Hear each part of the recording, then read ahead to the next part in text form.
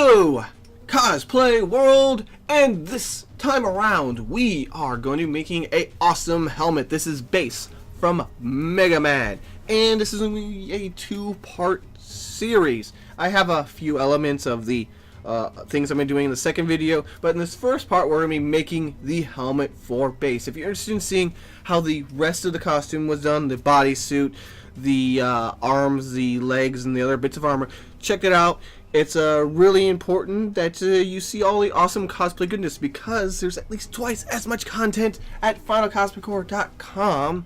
Additionally, we thank you for your support to all of our wonderful subscribers over there, because it helps us continue doing what we do and produce this content for you. Alright, so to start, we are working with our good old friend, our material here, PVC foam sheeting. It is a thermoformable material, just like EVA foam or Warble or similar other kinds of materials, but it is a heavier base. It's going to take a bit more heating up, but it provides a stronger structure for the work ahead of us. Additionally, because it has that structure, you don't need to do filling and other stuff that you would typically have to do for EVA foam works or other materials such as that. It also has a smooth surface, which is going to be pretty nice. We don't need to finish that later, unless we really wanted to. So if you're looking for a smooth kind of material to work with that's thermoformable, check this out. Now, the difficult part in this is getting these compound curves, that is curves in multiple directions, to line up correctly. It's a bit of trial and error to kind of see what fits the helmet. You see me refitting it to the helmet a few times. And then once we're happy with the shape, we're going to go in with this glue. You see this little bottle at the bottom left here? That's full of special glue, a special plastic glue that we just need a few drops of, just enough to kind of make contact so it moistens the surface. And it's going to very, very securely mount these in place. You need almost, this is tin, don't get that much, trust me. That takes me, a person who uses this all the time, like a year to go through. So you probably only need a few ounces to actually get a job done. So once we have the plastics glued to themselves with this special glue, we're going to need to attach it to this helmet. And this is a baseball helmet, a regular baseball helmet I got at my local store, and we're going to be modifying it to, well, look like Base. I searched around, tried to find one as much as I could.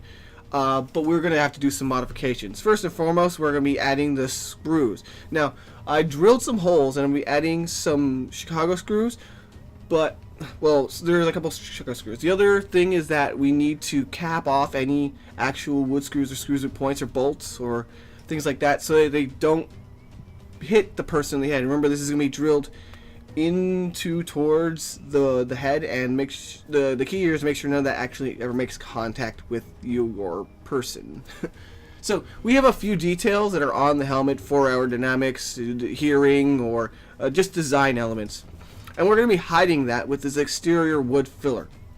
The advantage of this is that it's a bit more durable, it's waterproof-ish. They say it's waterproof anyway, but it's a bit stronger than your standard. The disadvantage is that it takes a bit more sanding and finishing overall. And as you can see, I did it all at once so that they would all cure, and it's kind of a preview of things to come in the next video. I hope you check that out.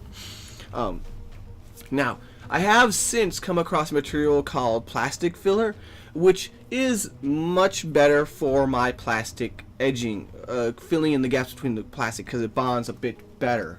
I recommend that. Check that out. It's one of my top videos. It should be pretty easy to find. But yes, absolutely, we're going to be using filler to address any seams that we want to smooth out and kind of transition from the helmet itself to the plastic fins that we are attaching to the top. Now, as you can see, I sanded it off camera. It's just sanding. You get some sandpaper and you work with the biggest number, or sorry, smallest number, and then you start working your way up into higher numbers and get smoother and smoother and smoother until you're happy with it. Now, the earpieces and also the chest piece are going to be made from a circle, and then we're going to be adding kind of rings to them to evenly make the piece a kind of cone-ish shape. It's like a sliced up cone in my visual conception of it. This is kind of a pain in the butt. what may be something to do is actually go into CAD or Pepakura for those kinds of complex curves, and then make a template with that. I think that's the smart thing to do. This was made, I don't know, like years ago before I even got into Pepakura. So I'm also, by the way, clearing out my backlog of various tutorials and things like that after they were just, anyway, I'm trying to get these back up. So we have the earpieces on here. We're going to begin smoothing and evening out and transitioning to the piece. And once it is done, we're going to be doing a bit of base coat. Is this? Oh yeah, there's a bit of Bondo there as well to, yeah, okay. I definitely switched for the finishing because the wood filler is a bit coarse. I switched to a bit of Bondo to finally do the details because Bondo sands much smoother.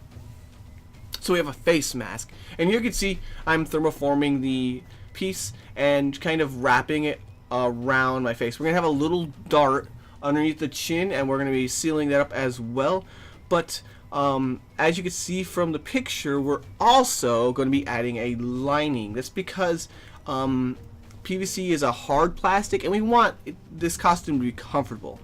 So we're going to be gluing this bit of foam to the inside as a comfort bag.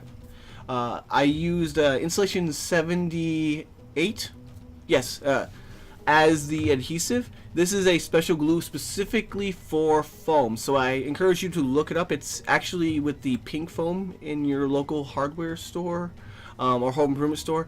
It's used to glue that big pink foam, the sheet foam, together. But it also works on other foams, which is hard to come by as far as glues. Foams tend to be sensitive to glues. And then once we're done, we're going to be adding a Warble trim. As I do, I tend to trim all my armor in Warble because it's a softer material, it takes bumps, it's smooth, and it adds a pretty easy detail without cutting out a ton of complex pieces. As you imagine, trying to perfectly match the shape of this and, what is it? Try to perfectly match the shape of this and template it would be pretty difficult. So Warble solves all those issues. Additionally, I'm going to add a few extra details in which I don't really want to, well, I don't really want to temp out a piece and then glue it on it. So Warble being adhesive as well is also useful in this case. I don't do this all the time, but when it's a small detail that's not load bearing, the Warble is sticky enough and strong enough for this to work. And we're going to begin base work of paint with a bit of gold and a bit of, or is it tan? Tan goes under the gold, and then the black goes over everything else, basically.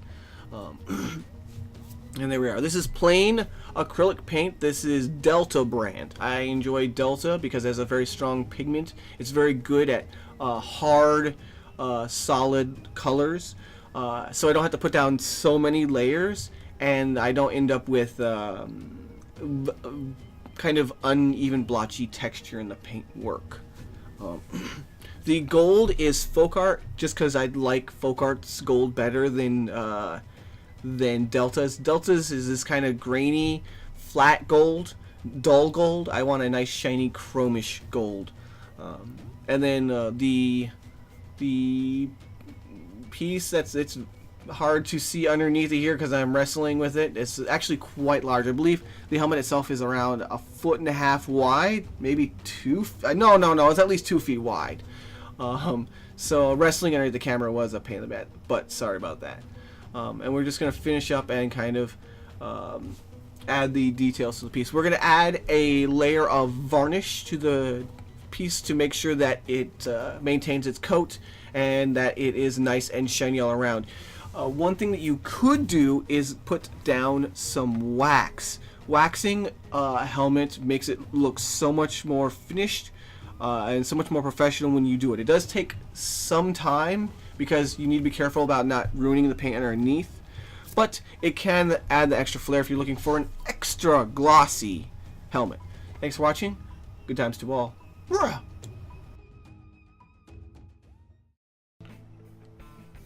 Without supporters like you, none of this would be possible. So, thanks. Rah!